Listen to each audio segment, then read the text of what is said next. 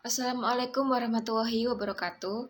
Baik, di sini kami dari kelompok 2 akan mempresentasikan hasil kerja kami yang berjudul Peran Bank dalam Pembangunan Ekonomi. Baik, nama kelompoknya yang pertama ada Taufikur Rahman dengan NIM 160, yang kedua ada Khalifatul Lutfiyah dengan NIM 165, yang ketiga ada Andi Prayogo dengan NIM 196, yang keempat ada Rizky Romadoni dengan NIM 197, yang terakhir ada Alif Laili Fitria dengan NIM 205.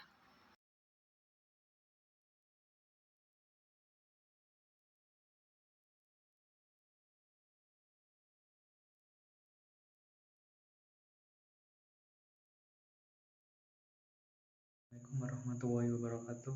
Perkenalkan, nama saya Taufikur Rahman, NIM 160. Di sini saya akan menjelaskan tentang pengertian bank.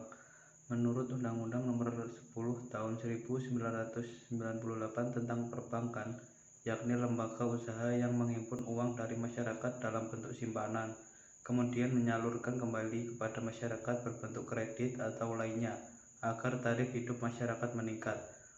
Pengertian bank pula adalah sebuah lembaga intermediasi keuangan, umumnya didirikan dengan kewenangan untuk menerima simpanan uang, meminjamkan uang, dan menerbitkan promis atau yang dikenal sebagai banknot.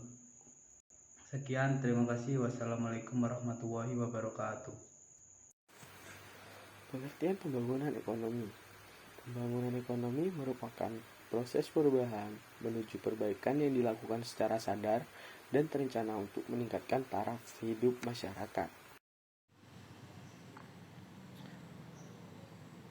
Peran bank dalam pembangunan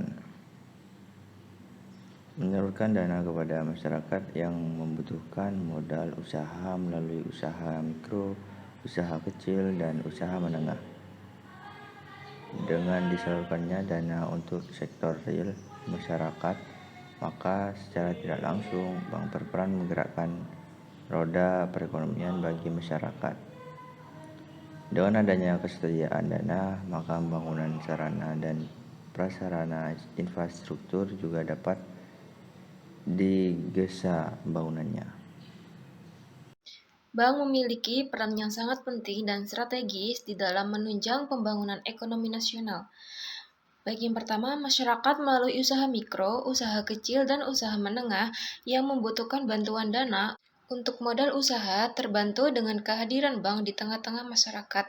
Yang kedua, dengan bergeraknya roda perekonomian masyarakat pada sektor real, maka secara otomatis akan membantu mempercepat pembangunan nasional.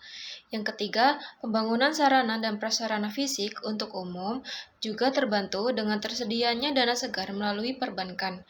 Yang keempat, kontraktor, baik pemerintah maupun swasta, yang membutuhkan dana untuk mengerjakan proyek-proyek pembangunan dapat mengajukan ke bank. Selanjutnya ada peran bank dalam perekonomian. Yang pertama, memelihara cadangan devisa negara. Devisa negara merupakan salah satu aset penting yang dimiliki sebuah negara. Semakin besar pemasukan atau devisa negara, maka negara tersebut akan maju dan penuh dengan inovasi.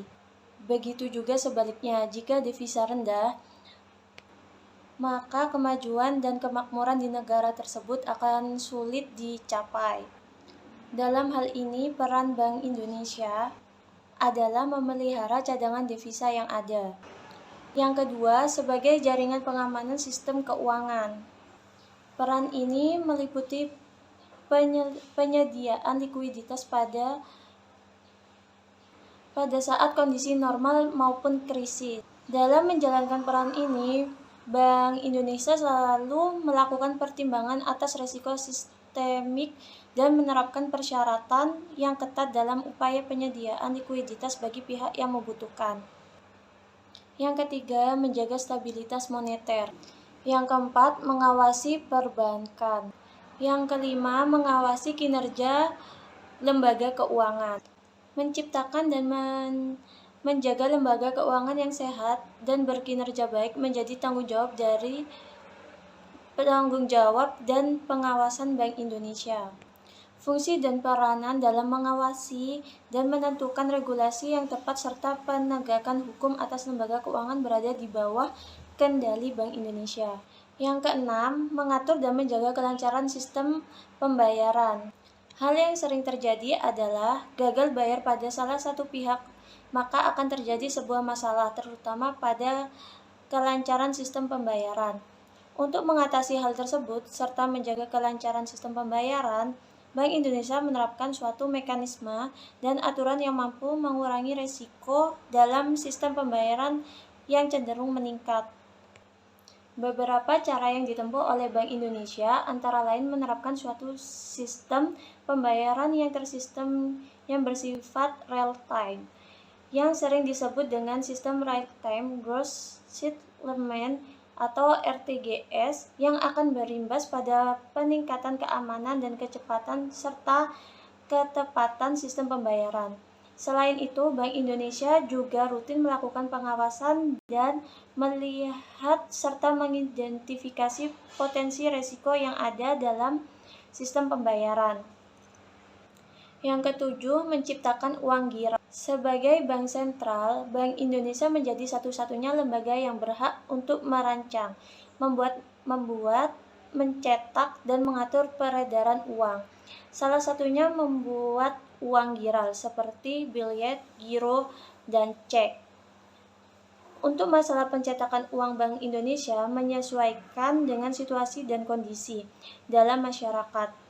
Ketika sedang terjadi inflasi, Bank Indonesia mengedarkan uang lebih banyak dari biasanya agar inflasi cepat selesai. Dan ketika terjadi kondisi yang kurang kondusif, maka uang yang diedarkan dikurangi jumlahnya. Yang kedelapan, menjadi perantara keuangan. Peran yang tak kalah penting dari Bank Indonesia adalah sebagai perantara atau menjembatani dua pihak yang saling membutuhkan, yaitu di antara pihak yang membutuhkan dana dengan pihak yang memiliki atau kelebihan dana antara perbankan dan masyarakat. Dalam hal ini, bank menyediakan sebuah program di mana mereka menerima simpanan dari masyarakat untuk disalurkannya kembali dalam bentuk kredit. Kredit ini diharapkan mampu membantu masyarakat dalam upaya membuka usaha sendiri atau mandiri untuk memenuhi tujuan hidupnya. Yang kesembilan, mengelola arus pembayaran dan pelayanan jasa-jasa seputar perbankan. Yang terakhir, menjalankan riset dan pemantauan.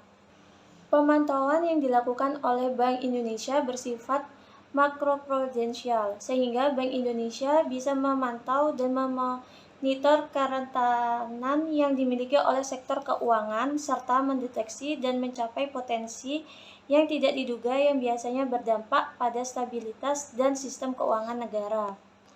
Dalam fungsi risetnya, Bank Indonesia mampu menciptakan dan mengembangkan instrumen serta indikator yang dibutuhkan oleh makroprudensial dalam upaya mendeteksi dan mencari tahu kerentanan dari sistem keuangan. Dan pada akhirnya, hasil dari riset serta pemantauan tersebut akan dijadikan sebagai acuan bagi otoritas terkait dalam hal pengembalian langkah-langkah yang tepat dan efektif dalam upaya minimalisir gangguan pada sektor keuangan.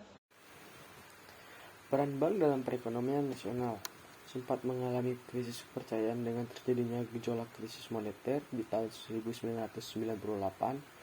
Upaya yang ditempuh pemerintah dan Bank Indonesia pada waktu itu adalah menata kembali kinerja perbankan nasional melalui berbagai upaya restrukturisasi dan penyehatan bank, sehingga bank kembali dipercaya oleh masyarakat dan mampu membuktikan eksistensi dan kualitasnya di dalam perekonomian nasional.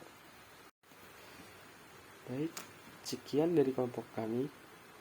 Kurang lebihnya mohon maaf. Wassalamualaikum warahmatullahi wabarakatuh.